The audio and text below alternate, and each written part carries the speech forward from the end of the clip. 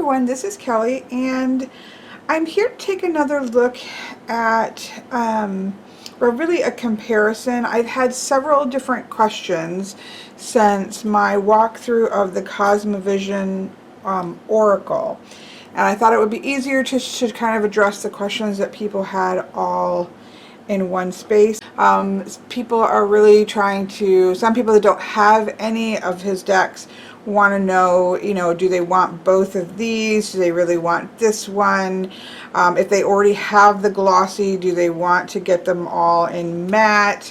And then just general questions on the Cosma Visions that I've been doing a lot of work with. So this is an example of, yesterday I was doing a lot of past life readings, and I used all of James Eads decks for them. Now this is my normal setup for past life readings.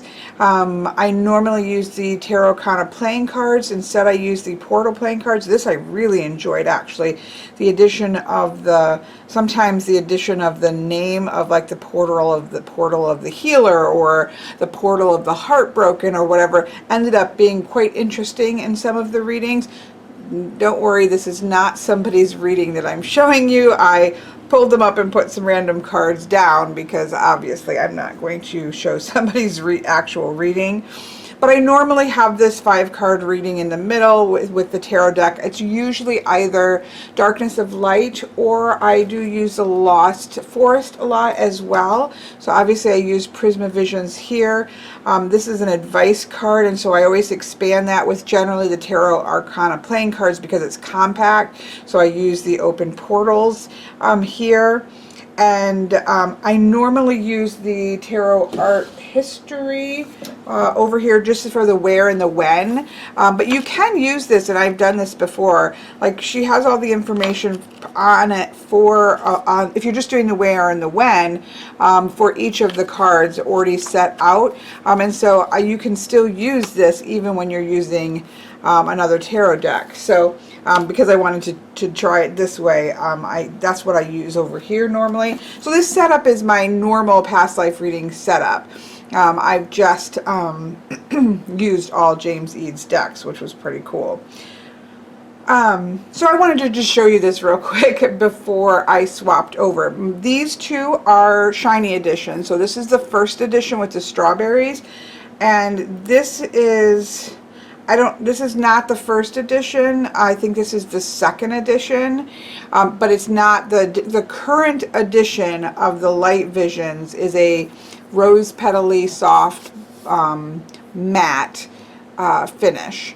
Now, from what I understand from comments and things on the Kickstarter, when the current edition runs out, it's going to go to this amazing card. I really love this card stock.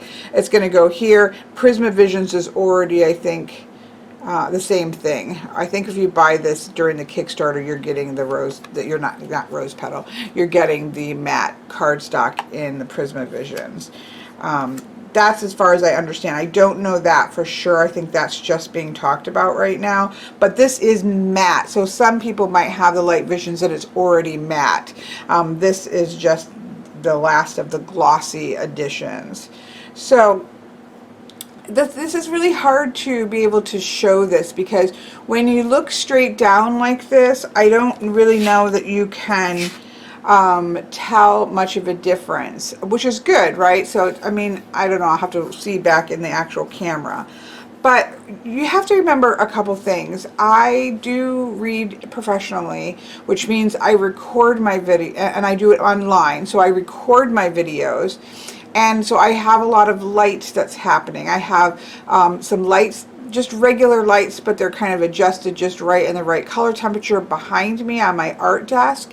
And then up in this corner direction where I'm pointing, I have an LED shop light that is pointing up at my ceiling. I have a white ceiling, and that it's great for if you're trying to light things, but you don't want that glare, you don't want it in your face. Bouncing light off the ceiling is a great way to do it. Instead of having it full on at your face. So I have a LED shop light, pretty cheap at a wood store. I'm trying to think what kind. A Lowe's, a home improvement store, and it is high up because it's on top of my bookcase, and it's pointed up at the ceiling, so the light hits the white ceiling and bounces down and creates light, and it really lights the table pretty well without too many shadows. But because of the way that I do my lights, when I'm sitting where I'm at right here, all of these cards, these not so much, but maybe if I took this away, these not as much because they're closer to me. These cards right here are very glary. I can tell what they are. I can read the text on them, and I can see the images to respond to at least see the images, but they are they're shooting back quite a glare. And over time, you know, if you're doing a half-hour reading or something like that, that does start to give me a headache. This is not as bad as there are some things that have like high gilding in it that I just can't use because it literally will give me a headache or a migraine. So this just kind of mutes the color. I don't see them in full color unless so it's like this. If I go like this, then I can see it in the full color and without any glare. So that's why, I just want to point out that it's not always that people don't like glossy, they like one or the other, but sometimes, depending on your lighting situation, that glare is actually problematic. And so for me, high gloss cards are actually problematic, and I'm going to reach for them less in professional readings because I know that. Now, I don't sit the whole time I'm talking. I often am talking kind of up, you know, I'm pointing to the cards, but then I'm kind of looking up a lot because I just don't like to just keep my head bent down the whole time. So I'm not always just staring at the cards where it's going to really bother me, but when I'm in this portion of the reading, I certainly am. So I'm going to choose a deck with high gloss less often to use for professional readings because I know what the light's going to do. Then I'm going to, so then if I'm going to buy a deck, well, I'm less likely to buy a high gloss deck because I know that I'll use it less in professional readings, and you know, I want to be able to use a deck that I purchase in professional reading, or when I'm, you know, so when I'm doing the most of my readings, right? But think like, you know, like yesterday, if I'm doing 3 readings in a row that are longer readings, like a past life reading, and I have glare in my eyes, that can actually cause eye fatigue and or headache. So I just wanted to point that out, that we're not always talking about cardstock because of snootiness or I'm trying to think of comments that I've gotten, but you know, it's not just because, oh, I like this and I don't like this. It can be for real issues, depending on how your eyesight is, depending on how your light situation is, that type of thing. So I just wanted to point that out. You can definitely, there is absolutely no glare here whatsoever. Of course, this is also close up. If I put this here, I would have far less glare as well. But there is no question a difference between this and this. There is you can still see light. It's a satin. This is not a like rose petal heavy matte. It is a beautiful satin matte, and I get no glare in my eyes whatsoever. But do these look bad together? And so that was one of the other questions is, I have this already. Do I have to get this so they'll look good? And I would say no. I will say that this cardstock is amazing and it shuffles amazing, and I will be, because a lot of people said, oh, I don't know what to purchase, I don't know which one I'm going to get. I'm in the same boat, right? Right this minute, I pledged for, I got the early bird of this, and people are like, why are you getting it? You know, they already sent it. This is a prototype, and it does have errors in it. Not many, but I know there's at least one card that the print lines are still on there. So this is a prototype. I'm thrilled to have had it to do a walkthrough of and to be able to work with early. Thrilled. But I am definitely purchasing my own deck. And so I have the early bird of this, and I'm 99 or 100% sure I'm going to be getting the Prisma Visions because I use, again, these two. I imagine using these two decks together a lot. I'm really struggling with whether or not I am going to get this one in. If it ends up being that will come in the same, or in a matte. Now you can buy this now and it's matte, and a lot of you might already have this matte, but I don't. But I will say, I don't know, I'm still struggling. So I'm thinking, I know for sure that I'm going to get, I already have backed for this, and I'm going to get the Prismavisions because I want those two to be matte, so I don't get that glare, so that I can reach for those whenever I want to. So that's what people are asking, like, but if this glare is not bothering you, so when I pull this together so that it's not out where I'm getting glare, you know, these don't look bad at all together. And we're going to flip through them so you can see a little bit better. But straight up face to face, now I will say this is slightly narrower. I don't know if you can see that. I think you can see that. This is the same height but slightly narrower. So there's that. I'm assuming, I don't know, that may not be the case. I'm assuming that the new Prismavisions will probably, on this cardstock, will be the exact same width. That kind of thing doesn't bother me at all. I mean, that's close enough laying them next to each other that I don't think you'd even see that. So when these are close to each other and I'm not getting, they're up here, so I'm not getting the glare effect, these look beautiful together. Like, I don't have any problem with it. So that's kind of up to a person. Like, if you already are struggling with the glare, I could see where you would want the non-glare. If the glare is not bothering you at all, I think you'd be perfectly fine keeping the one that you have. If you're just a collector, I don't say just as in that's bad, but if you're more of a collector type where you like things to match, I'm a Libra brain, I do like matchy things, it is what it is, then I could see where you would want the cardstocks to match. I guess it depends on how much you use these. Like, are you collecting these? You know, are you collecting these for your collection and sometimes you pull them out? Is this the deck that you use a whole lot? I will say, if you're a riffle shuffler, this is a far more difficult deck to shuffle. The gloss version is a far more difficult deck to shuffle than this, and that makes a difference for me as well, because again, I use these a lot. This shuffle, sorry, my bad shuffle, but this riffle shuffle is like a dream.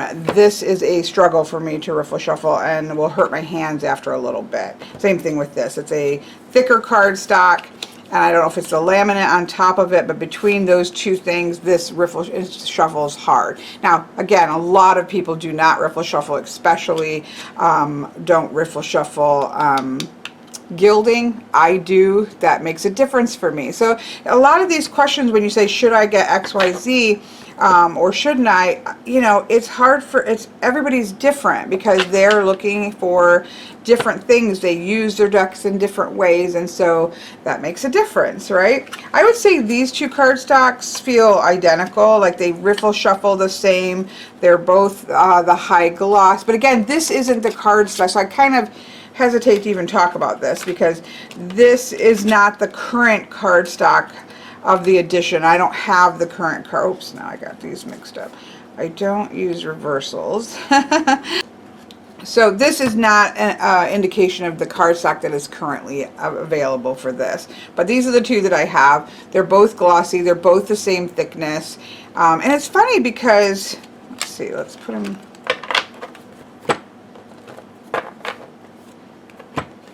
Yeah, I mean, there's definitely,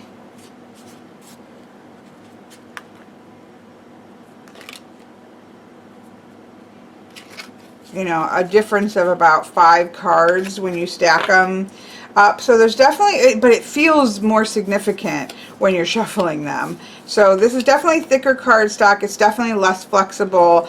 This definitely shuffles a lot easier if you're a riffle shuffler. Again, that doesn't matter if you're not a riffle shuffler. These still, I can still riffle shuffle these. They overhand shuffle really beautiful. I don't have any problems with that. They just do hurt my hands to riffle them. So I, do a couple riffles, and then I do a lot of overhand with them. So obviously these riffle shuffle amazing because they're my favorite ever cardstock, probably, which is good linen playing cardstock. Is what I absolutely love. So I know these are not in question. I'm going to put these away. But I did want to just touch on some things regarding, I have had questions about the Cosma Visions Oracle, and so I wanted to try to address some of those. I wanted to first talk a little bit about my experience with using this deck. I have used it quite a lot, as I said, in past life readings. I have used it. This is where I think the sweet spot is. So this is a deck that is based on transitions and liminal spaces. We have at the very beginning of the deck the understanding that we are transitioning into the spirit world, or transitioning into the other world, the place that is in between lives, whatever that may be, right? So we have the first 5 cards, we have this liminal space as we shift from one existence and into the next. Then we have the whole major arcana, which exists in this liminal world, this other world. And then at the last couple of the major arcana, we have this slide back down, another liminal transition into the minor arcana and into a next place of existence. So this is a deck that is really speaking about transitions and liminal space.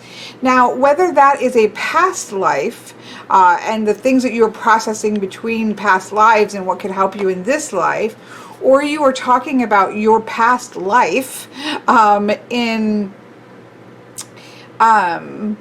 this life leading up to where you are right now, it's still talking about liminal space. So I think that you can do a past life reading, as I've been doing, where I'm looking at a past life and saying, okay, what is the what is the energy around birth, around childhood, around adulthood, around old age, and around death, or I think there's another one that's in here as well that you could do. What is the energy, and learning some things from that as we process through.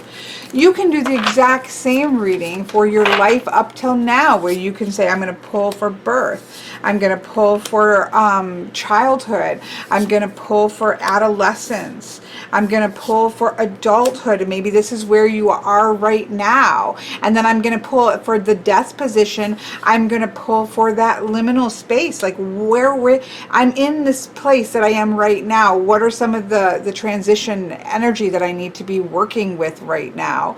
And so then you're doing the same thing, but it's on your life up until now, and doing the work to process and learn from those different places. The same thing goes for liminal places that we are at in life. When we are in the midst of great change, when we are dealing with death of a loved one, for certainly the years, especially let's say 2 years after my son died, this was a massive liminal space. I did not even feel in any way connected to this physical world other than through my daughter, but I felt very disconnected. I was in this space of needing some major processing of the 23 years of all kinds of things that I was processing, not just the death of my son, but who am I when I was 21 when he was born. Who am I when I'm not actively being his mother? All kinds of things that were happening. So those 2 years were massive space and more. They continue to be a liminal space that I'll be in, but I'm just kind of focusing on those two because they were so intense. This type of deck would have been amazing for that. The 3 years before my son died, when he was in palliative care, that is a liminal space. When you enter palliative care, you are saying we are no longer actively looking for a cure. We are just making somebody comfortable and easing their passage because they are on a path towards death. And so that is a massive liminal space. That is really obvious, and this type of deck would have been amazing to work with in that time period. Those are big, right? So that's a big example, but we're talking about past lives, right? And now we're talking about huge liminal spaces that are within our current life. other ones. We are in between jobs. Our life has changed. A lot of people, we lost our job. We had a major breakup in our life. We are just making a big shift between being a mother of children who are at home, and all of a sudden we are a mother of adults or father of adults, and we're having a completely different experience. Life has shifted in some way.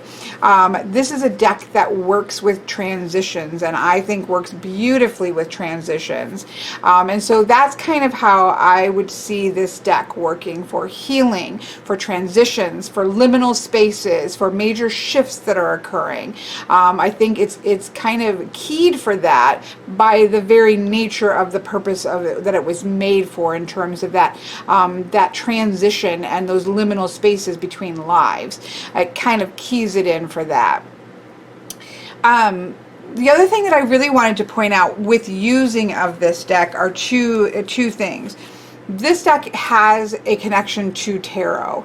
It has a major arcana. It has 4 of the 4 element suits, and then it has, instead of the court cards, it has a 5th element or 5th suit of personalities, which can be connected to the court cards. So there is a connection, and you can see it if you look at the 9 of embers, or if you look at the ace of trees, or you look at the 5 of birds. You are going to see that connection that is there, but I'm going to argue that that is a very thin thread that you can lean into if you want to, and you could use this.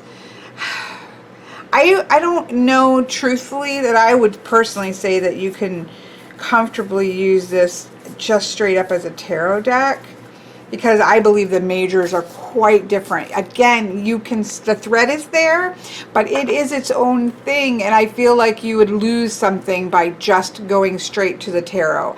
And that is one thing that I've found, and especially in the court of the suit of personalities, I actually try now not to even think about whatever connection it has to a court card when it comes up, especially in the use of past lives. You can see this a lot in the 2 of 3 of embers. They're very different for me, a very different energy. The thread is there, and it's a beautiful thread. But if you just use that thread to shortcut you to tarot, I think you really miss out on the oracle that this deck is. And I really find that in the suit of personalities, which of course I'm now not finding a personality.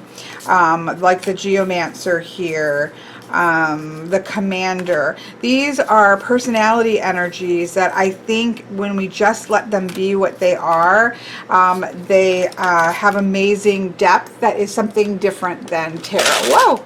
Sorry, my piles over here we're starting to slide. So that's one thing. I really think that acknowledging, and you can obviously see the thread, but keeping it as a thread, not as a shortcut, is, I think, key to this just being beautifully what it is. The other thing is that I used it first without reversals, because I don't use reversals in tarot, and so I just kind of wanted to just kind of feel it out that way. What are these upright positions? What are these cards really saying to me as they come up? But then after a while, I started to use reversals with the deck, and I feel like the energy of the deck just exploded. It does, James Eads does say in the guidebook that it is a system made for, with reversals in mind, and you can feel that. When you do lean into the reversals, it just takes a beautiful system, and then it explodes into the fullness of what it is supposed to be. And of course, I get mostly reversals, and I don't always see the reversals as, they're not always negative. It just depends on the card and the position and what that's going to end up being. And I do believe, and again, this is coming, I do use, like, if an oracle system uses reversals, let's say like Death Day, then I use reversals with Death Day. And this particular oracle system just kind of exploded energetically when I started using reversals with it. So I wanted to point that out after obviously using it some. So I hope those things help. I know there are some people who are like, work with past lives. This is some of the questions that I've received. You know, I don't work with past, or I don't believe in past lives. Is this deck of use? And so I wanted to touch on that. I really wanted to touch on the connection to tarot, but it's a thread and it shouldn't overtake the deck, in my personal opinion. And that the use of reversals really does, I think, make this come fully into being in a powerful way. So, and then of course the question of the glossy versus, you know, can you mix your decks? Again, I think the answer to that is yes. If you're a riffle shuffler, there's no question this is a better riffle shuffle. If you are like me, where you bounce light, and that if you have a deck and it irritates you because of the glare, because of the way your lights are, or how you read, or anything like that, then yes, you would benefit from having this cardstock. But if that's not the case, if you're reading for yourself, you don't have lights bouncing off the ceiling, and you're perfectly comfortable with this deck, then these decks look perfectly beautiful next to each other. So hopefully that answers those questions.